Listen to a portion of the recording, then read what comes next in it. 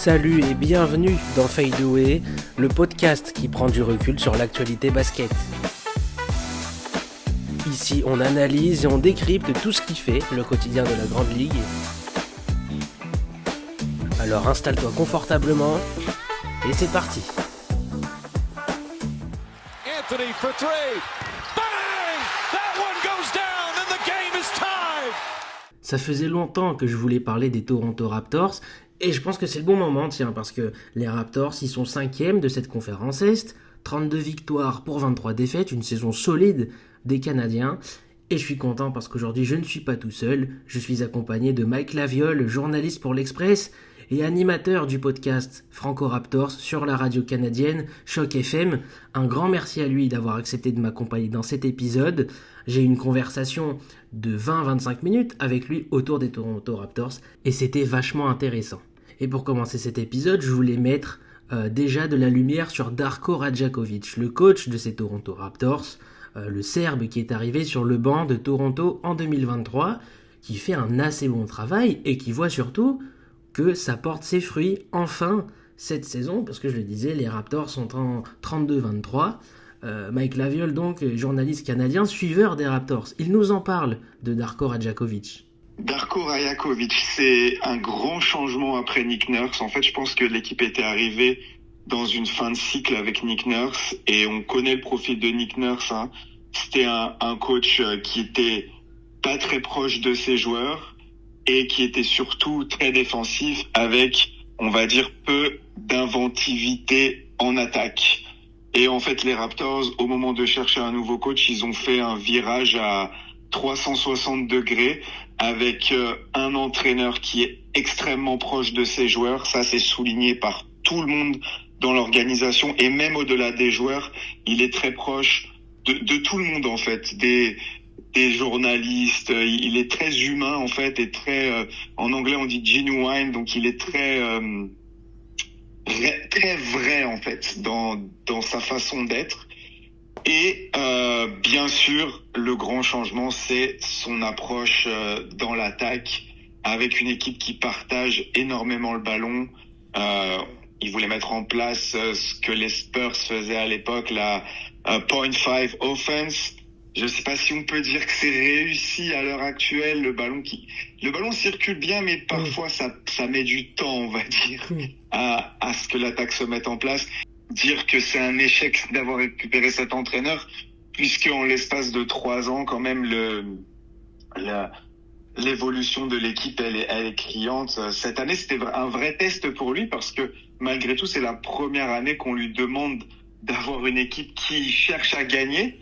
Donc ça n'a pas été évident pour lui. Les 2 premières saisons, c'était vraiment de la reconstruction. On peut dire que la première année, il a mis en place l'attaque, parce que vraiment, c'est là qu'on a vu le jeu collectif commencer à se mettre en place. Il y avait d'énormes questions à propos de la défense. Et au final, la défense s'est mise en place l'année dernière. Même s'il n'y avait pas de victoire, on l'a vu sur la deuxième partie de la saison, les Raptors qui ont fini parmi les meilleures défenses. Donc voilà, cette année, ça s'est mis en place de manière impressionnante, parce que franchement, quand tu regardes l'effectif, et c'est ça qui est fort avec Darko Rajakovic, c'est là qu'il faut vraiment lui donner du crédit, c'est que si tu regardes le 5 majeur des Raptors, cite-moi quels sont individuellement les bons défenseurs, à part Scottie Barnes et Jakob Poeltl qui n'est pas là. Les autres, c'est pas des joueurs qui sont catégorisés comme des bons défenseurs. C'est donc vrai, c'est vrai. Vraiment c'est tout à son honneur d'avoir réussi à développer une telle défense cette année. Et puis offensivement, c'est encore poussif malgré tout. On s'attendait à mieux, mais bon, il y a eu des absents, il y a une équipe qui est jamais au complet, donc on va attendre un petit peu la deuxième partie de saison là pour voir si ça se met un petit peu plus en place, si l'équipe trouve une bonne carburation. Mais bon, dans l'ensemble, c'est vraiment un coach qui mérite sa sélection, on va dire, pour coacher l'équipe World All-Star Game. Alors, être un coach qui gagne, c'est bien, mais être un coach qui gagne des titres, c'est mieux. Alors oui, les Raptors sont une équipe encore jeune, en pleine progression, mais ce qu'on peut se demander, c'est de savoir si Darko Rajakovic est le coach qu'il faut pour mener Toronto vers le titre. un titre qu'ils n'ont connu qu'une seule fois dans leur histoire, c'était en 2019, on s'en rappelle, face aux Warriors, mais est-ce que vraiment Darko Rajakovic a les épaules pour être la personne qu'il faut pour emmener les Raptors au sommet? Ça, c'est la bonne question et la grande question. Je sais pas si on peut y répondre maintenant. Mais je pense que, oui, c'est clair qu'on peut dire que c'est un bon coach de développement. Il a développé pas mal de joueurs, justement par le fait qu'il est proche, qu'il leur donne la confiance, mais qu'il sait aussi leur dire quand ça va pas. Je pense pas que... Et parfois, certains ont un peu la vision de Darko Rajakovic qui est un peu trop gentil, entre guillemets. C'est vrai que quand tu le vois en conférence de presse, il est toujours positif, même quand l'équipe a un mauvais match. Il dit, oui, on a fait un really good game. C'est un peu notre blague avec Patrick Bzindavi, mon collègue de Franco Raptors. Parfois, il est un petit peu toujours dans le positif, mais ça c'est une bonne question à laquelle, honnêtement, je ne saurais pas répondre. Mais après, je trouve que tactiquement, il est excellent. Il est toujours bon sur les sorties de temps mort. Il a quand même réussi plutôt pas mal à s'ajuster parce que ce qu'il faut savoir, c'est qu'en début de saison, sa philosophie défensive, c'était de mettre énormément de pression. Et on a vu sur les 5 premiers matchs que ça marchait pas du tout par rapport à l'effectif qu'il a. Donc, il a su aussi changer un peu de fusil d'épaule. Donc, je pense que quand même, ça reste un coach européen avec beaucoup de créativité. Maintenant, bien sûr, ça va dépendre aussi de l'effectif qu'il aura parce qu'on sait quand même que pour aller au bout, il faut avoir les joueurs. Je pense pas que les Raptors en soient là actuellement, mais on verra vraiment. Mais moi, je suis quand même assez confiant sur le fait que c'est un coach qui peut passer le next step et qui peut être un coach qui peut t'emmener au titre. Et plus globalement, cet effectif des Raptors n'a pas bougé comme c'était prévu depuis des semaines dans les médias. Il y a eu pas mal de rumeurs qui ont tourné. Ça a parlé de Sabonis, beaucoup. Ça a aussi parlé de Ja Morant. Mais au final, on a vu que le management canadien n'a bougé seulement que pour Trayce Jackson-Davis, le pivot des Warriors, et Bobby Webster, le GM des Raptors, en fait, a choisi la voie de la continuité. Alors, est-ce que c'était le bon choix des Raptors de rester calme à la deadline et de justement continuer avec cet effectif, ou est-ce que c'était le moment ou jamais d'aller chercher une star pour peut-être faire de grandes choses dans une conférence Est qui est plus indécise que prévu? Je pense que oui. Et nous, avec Patrick, dans notre podcast, c'était le discours depuis le départ. Et c'était un peu le sentiment, en fait, du côté des insiders des Raptors, en fait, il y avait beaucoup moins d'enthousiasme ou même d'infos au sujet des Raptors qui cherchaient absolument à récupérer une star. Okay. Je pense que c'est venu beaucoup des autres équipes qui utilisent souvent les Raptors en tant que levier. À chaque deadline, t'as l'impression que selon les besoins des Raptors, t'as toute une série de rumeurs qui sortent pour au final souvent pas grand-chose. On va dire, à part l'année dernière avec Brandon Ingram où ça s'est vraiment fait.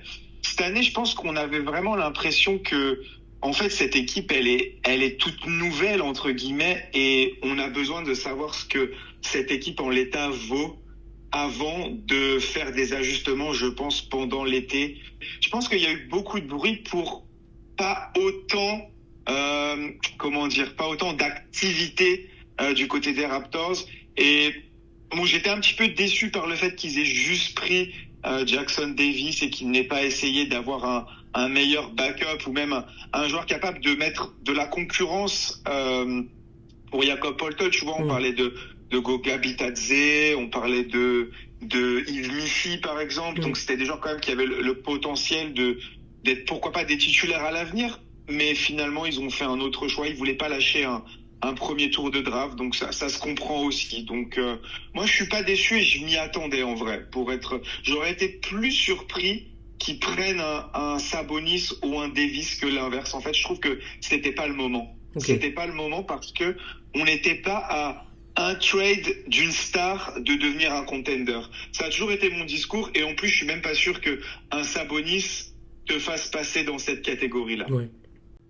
Et je vais vous mettre aussi un extrait de la conversation que nous avons eue parce qu'on a évoqué le cas de RJ Barrett. Parce que personnellement, c'est un joueur que j'aime beaucoup et que je suis depuis longtemps. Je le suis depuis qu'il est à Duke, donc bien avant qu'il soit NBA. Et je le suivais aussi beaucoup quand il était au Knicks. Et là, RJ Barrett, à 25 ans, est en train de faire la meilleure saison de sa carrière. Et j'estimais que c'était aussi bien d'en parler parce qu'il est en progression. Ah, totalement, il n'y a pas photo. L'année dernière lui a été vraiment bénéfique parce qu'en fait, ils lui ont donné beaucoup plus de responsabilités. C'est vrai que certains analystes ont été très critiques sur le fait que, mais pour toute l'équipe la saison dernière, en fait, sur le fait que les joueurs n'étaient pas pas très réguliers et qui manquaient d'efficacité. Mais en fait, c'est tout simplement parce qu'on lui a permis de faire des choses qui sont un peu au-delà de son rôle dans lequel on le voit normalement. Donc, plus de balles en main, plus de création sur pick and roll, etc. Et on le voit maintenant, le fait qu'il soit à l'aise avec ça, en fait, c'est en ayant un petit peu moins pendant les matchs, malgré tout, il est quand même performant là-dessus. Mais c'est vraiment le joueur, en fait, il arrive à briller sans qu'il y ait de système appelé pour lui. Et on l'a vu dès le début de la saison, en fait, Brandon Ingram et Scottie Barnes qui ont vu en lui le joueur qui en fait leur facilite les choses parce que sa capacité à bouger sans le ballon et puis surtout sa capacité de drive parce que dans ce 5 de départ des Raptors, il y a peu de joueurs qui sont capables d'aller au cercle avec régularité et RJ Barrett, c'est celui qui est capable de le faire. Après, toi, en tant que fan qui l'a suivi, je peux te poser une question. Est-ce que comment tu trouves l'évolution de sa défense? Je sais pas si tu l'as beaucoup regardé cette saison, mais je trouve que c'est quand même très positif par rapport à un joueur qu'on voyait vraiment comme plutôt négatif défensivement. Ouais. Qu'est-ce que t'en penses? Ouais, quand il était au Knicks avec Thibodeau, bon la première saison c'était pas Thibodeau, mais quand Thibodeau est arrivé, on a dit c'est bien, il va pouvoir progresser sur ce domaine-là. Il a jamais su progresser justement en défense. Il y avait toujours il était frustrant dans ce domaine-là parce qu'on disait qu'avec le physique qu'il a, avec les mensurations qu'il a, avec le profil qu'il a, il pouvait être meilleur en défense. Et même avec un coach défensif comme Thibodeau, il a pas réussi. Je trouvais en tout cas qu'il n'arrivait pas à progresser. Et là, enfin, il a enfin progressé. C'est vraiment la meilleure saison de sa carrière des deux côtés du terrain. Je le trouve beaucoup plus mature et bien meilleur en fait des deux côtés du terrain. Ah, on est d'accord, on a la même analyse. Il y a juste encore des fois, il se perd un peu dans sa défense sans ballon. Ça, je pense que c'est son gros problème. C'était le cas aussi à New York. Il laissait beaucoup trop son adversaire direct tout seul, enfin trop loin de son adversaire direct. Et des fois, il prend la balle et il se prend un catch and shoot parce qu'il est en retard. Il n'arrive pas à revenir dessus. Donc ça, c'est un défaut. Exact. Il y avait énormément de compilations, surtout la saison dernière, sur les oublis défensifs de RJ Barrett. Mais cette année, c'est mieux parce que honnêtement, collectivement, les Raptors sont la défense des Raptors qui est dans le top 10 de la ligue, elle est collective, au-delà de Scottie Barnes qui vraiment tire tout le monde vers le haut, mais le reste c'est vraiment une défense collective. Et bon, après il y a des bons défenseurs en sortie de banc aussi, mais c'est vrai que Darko Rakovic a vraiment mis en place de bonnes choses et ben ça fait plaisir de voir RJ Barrett parce qu'en tout cas il se donne. C'est ça qui est intéressant, c'est que on a peut-être pu le voir un peu parfois, je sais pas, en dilettante défensivement. Là, cette année, on voit qu'il se donne. Et puis, il l'a dit dès le Media Day. Il a dit, je suis pas nul en défense. C'était très drôle. Un autre point que nous avons abordé ensemble sur ce roster des Raptors, parce que j'ai vu une stat marrante en fait en faisant mes recherches, parce que plus les Raptors shootent mal, donc quand les Raptors sont en dessous des 30% à 3 points, ils gagnent des matchs. Plus ils shootent mal, plus ils gagnent des matchs. Et c'est vachement étonnant parce qu'on est dans une ère où bien shooter à 3 points est primordial pour gagner en NBA. Ouais, ça c'était un peu ces derniers temps, c'est ce qu'on avait ressorti sur cette stat-là. En fait, le point positif, c'est que cette équipe, elle est capable de gagner sans être à droite à 3 points. Et heureusement, parce que cette année, elle est pas à droite du tout. Les Raptors ont cherché leur match défensivement parce que ils essayent de créer beaucoup de pertes de balles, ils essayent créer des shoots ratés bien sûr, mais surtout ça va très très vite en contre-attaque. J'ai plus les chiffres exacts, mais je pense que ils font toujours partie des meilleures équipes de la ligue dans le volume de contre-attaque. Dans la finition, c'était pas top, je crois. Ça serait à vérifier. J'ai plus les chiffres en tête, mais je pense qu'ils étaient pas dans le top 10 de la ligue sur les finitions, sur la réussite en contre-attaque. Mais en tout cas, il y a un très très grand volume parce que justement, ce que Darko Rakovic a bien su faire, c'est adapter cette équipe à Scottie Barnes. Et dès que le rebond est pris, Scottie Barnes, il part en contre-attaque et souvent il arrive de bonnes choses. Je pense que c'est ça, cette équipe, elle va gagner ses matchs en défense. Et puis, on a un peu un roi du tir à mi-distance qui s'appelle Brandon Ingram. Donc ça aide beaucoup aussi. Ça aide beaucoup quand tu mets pas les tirs à 3 points dedans.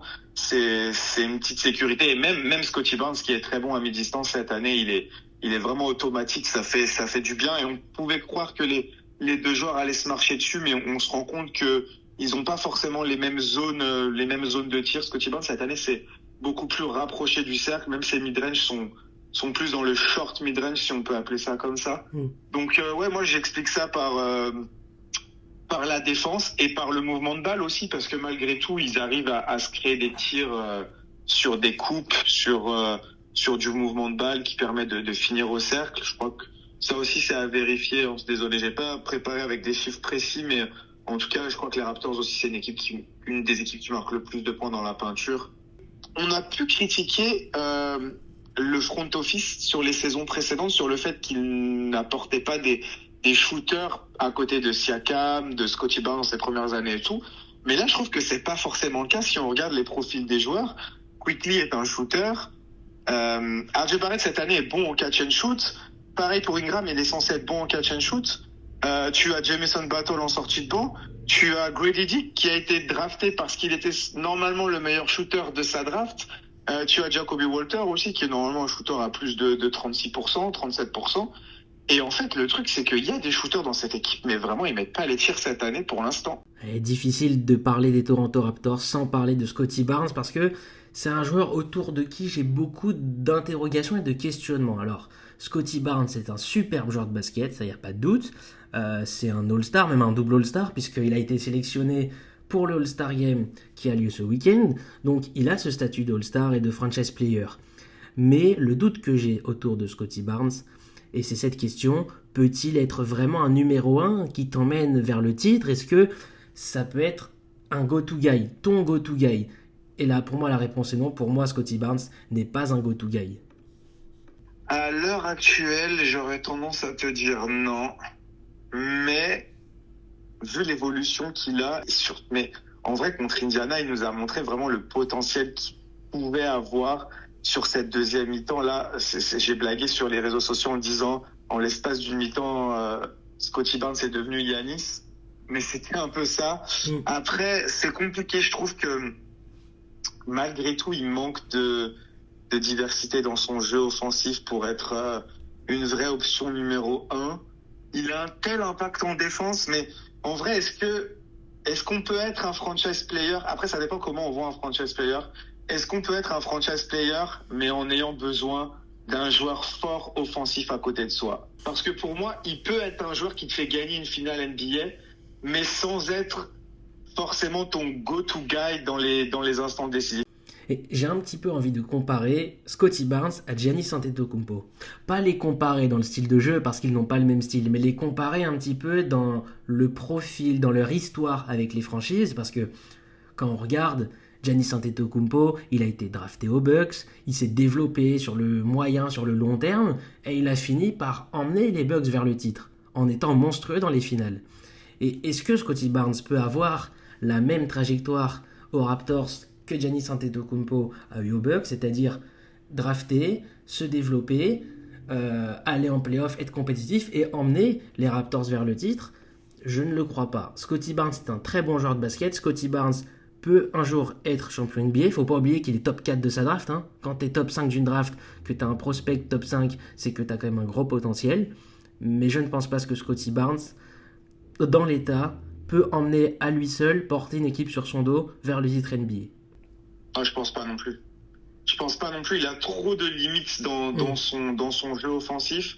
Dès qu'il y a de la taille dans la raquette, dès qu'il y a un gars qui est capable de le suivre, il a pas le dribble. Je trouve qu'il manque de handle en fait, tout simplement par rapport à Giannis par exemple, si on veut faire cette comparaison. Je pense qu'il faut s'éloigner de cette comparaison là et c'est vrai que quand il est utilisé par contre plus comme un pivot en fait, et c'est là qui est tout le paradoxe, c'est qu'il veut pas trop jouer pivot non plus. Il l'a rappelé dernièrement, on lui en a parlé. Il est capable de le faire sur certaines séquences, mais par exemple lors de sa saison rookie, il avait été pivot toute l'année quasiment. Et dans une interview dernièrement, il l'a rappelé, et le ton avec lequel il l'a dit, ça sentait que c'était pas vraiment ce qu'il voulait, tu vois. Après, c'est normal, parce que c'est beaucoup de travail de se taper des joueurs de 7 pieds là, des gars de 2m10 et plus. Donc c'est vrai que ça se comprend aussi. Mais je trouve qu'il manque de diversité dans son jeu offensif pour être un joueur on-ball surtout sur jeu placé en fait. En contre-attaque, il y a pas de problème. Il est exceptionnel dans sa lecture de jeu. Il te lâche des passes. Des fois, c'est impressionnant. Mais c'est vrai que sur jeu placé, je pense que il y a besoin d'un Brandon Ingram. Est-ce que Brandon Ingram est suffisamment fort pour porter l'attaque? Alors, il l'a fait parfois, mais je demande à voir en play-off parce que bien sûr, on sait que ça sera différent. Les défenses vont se resserrer. Il y aura moins d'espace. En résumé, c'est un joueur qui est all-around, qui est fort dans tout, mais qui est pas excellent. Bon, à part la défense, mais offensivement, qui est pas excellent dans un truc. Ouais. Son mid-range, ça commence à être pas mal quand même. Il est quand même assez efficace cette année dessus. Mais je mettrais pas une grosse somme sur le fait que en play-off, il sera régulier là-dessus. Après, peut-être qu'il me fera mentir, et tant mieux. Mais je suis d'accord avec toi sur le fait que pour l'instant, c'est dur de voir en lui un go-to guy qui t'emmène au titre offensivement, quoi.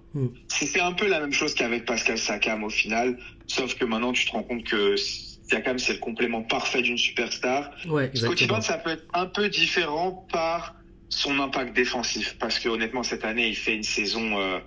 S'il n'y avait pas un Wembanyama qui est monstrueux, pour moi il est deep boy. Franchement, Scottie Barnes c'est impressionnant. Ce qu'il fait avec la défense des Raptors, parce que comme je l'ai déjà dit. Quand tu regardes les coéquipiers qu'il y a autour, tu n'imagines pas cette défense des Raptors dans le top 10 de la ligue. C'est clair. Sur le papier, c'est impossible en fait. Et pourtant. Un grand merci à Mike Laviole de m'avoir accompagné dans cet épisode sur les Toronto Raptors. Il est journaliste francophone et suiveur des Raptors depuis pas mal d'années pour l'Express et surtout animateur du podcast Franco Raptors sur la radio Choc FM. Et les Toronto Raptors cette année, c'est la belle histoire dans la conférence Est. En tout cas, on les attendait pas aussi haut, on les attendait pas 5e. Là, on a passé la mi-saison, on est dans la deuxième partie de saison, ils sont toujours top 5. Ils sont toujours en lice pour aller en play-off directement dans le top 6 et je pense qu'ils vont y aller. Alors, est-ce que les Raptors seront les futurs champions NBA? Difficile à dire aujourd'hui, mais quoi qu'il en soit, ils ont une bonne base de travail et ils sont sur la bonne voie parce qu'ils ont vraiment progressé collectivement.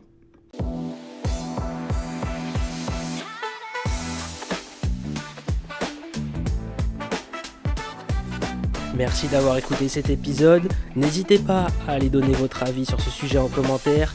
Fadeaway est disponible sur tous les réseaux, Insta, X, TikTok et aussi disponible sur YouTube. Encore merci de m'avoir écouté. Restez branchés pour la suite.